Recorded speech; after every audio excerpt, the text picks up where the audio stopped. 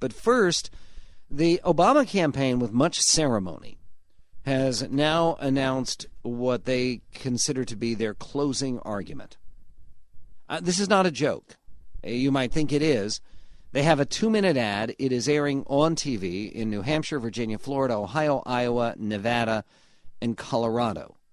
And it's interesting that those appear to be the states on which President Obama is concentrating his attention. No North Carolina, no Missouri, no, for that matter, Wisconsin, or Michigan, or Pennsylvania, states that polls indicate are still very close and very much in play.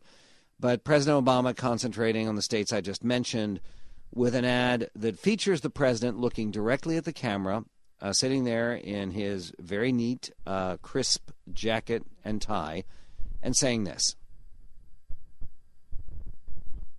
And he's saying this, according to our... do you need to turn the crank, Jeremy? Crank up the computer there? This is absurd. I mean, here we are trying to give the president a fair shot, because we believe in America, where everybody plays by the same set of rules and everybody gets a fair shot. Okay, and we didn't put in the cheesy music. The Obama campaign did. Here it is. During the last weeks of this campaign, there will be debates, speeches, and more ads. But if I could sit down with you in your living room or around the kitchen table, here's what I'd say. When I took office, we were losing nearly 800,000 jobs a month, and we're mired in a rut. Today, I believe that as a nation, we are moving forward again. But we have much more to do to get folks back to work and make the middle class secure again. Now, Governor Romney believes that with even bigger tax cuts for the wealthy and fewer regulations on Wall Street, all of us will prosper. In other words, he doubled down on the same trickle-down policies that led to the crisis in the first place. Okay, is that true? That's what President Romney to be, what Governor Romney says is, I want to double down and triple down on the same trickle-down policies that got us into trouble in the first place. I have a new column that's going up on Daily Beast, and I will argue it passionately. If you want to repeat the policy mistakes of the Bush administration, and there were some, Bush administration very far from perfect, but what were the big mistakes of the Bush administration? The biggest economic mistakes of the Bush administration by far were increasing spending and reducing tax revenue. And he reduced tax revenue as a percentage of the gross domestic product because we had a growing economy through most of the Bush administration. So what has the Obama administration done? Increased spending and reduced tax revenue. Tax revenue went down to an all-time post-war low under Barack Obama in 2010. Can't blame that on Bush. But Obama is the one who took us back to the failed policies of the Bush administration. Romney's promising something else. But here's what the president is promising in his closing argument, cheesy music and all. So what's my plan?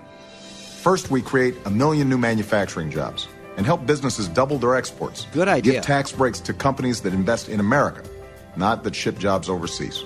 Second, we cut our oil imports in half and produce more American-made energy. Good idea. Oil, clean coal, natural gas, and new resources like wind, solar, and biofuels, all while doubling the fuel efficiency of cars and trucks. Okay, the president's going to do all this. We're going to cut our imports in half. By the way, it's because of the natural gas, because of the new development of energy here, including fracking, that we have made some progress in terms of energy independence. But it's been in spite of, not because of the administration. Then he goes on to talk about how he's going to prepare people for all these new jobs. Third, we ensure that we maintain the best workforce in the world by preparing 100,000 additional math and science teachers, training 2 million Americans with the job skills they need at our community colleges, cutting the growth of tuition in half, and expanding student aid so more Americans can afford it. Fourth, a balanced plan to reduce our deficit by $4 trillion over the next decade. On top of the trillion in spending we've already cut, I'd ask the wealthy to pay a little more. And as we end the war in Afghanistan, let's apply half the savings to pay down our debt and use the rest for some nation building right here at home. Okay, this is amazing. The trillion we've already cut, Where has any money been cut? Spending has gone up every single year of the Obama administration. And spending has gone up extraordinarily dramatically as a percentage of GDP.